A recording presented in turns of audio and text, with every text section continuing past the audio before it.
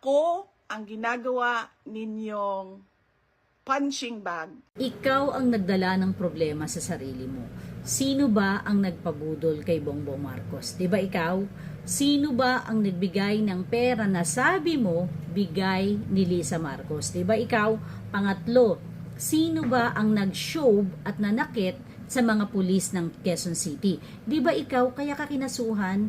Pang-apat, sino ba ang nan-threaten online because of your meltdown? Di ba ikaw kaya ka pinapatawag sa NBI?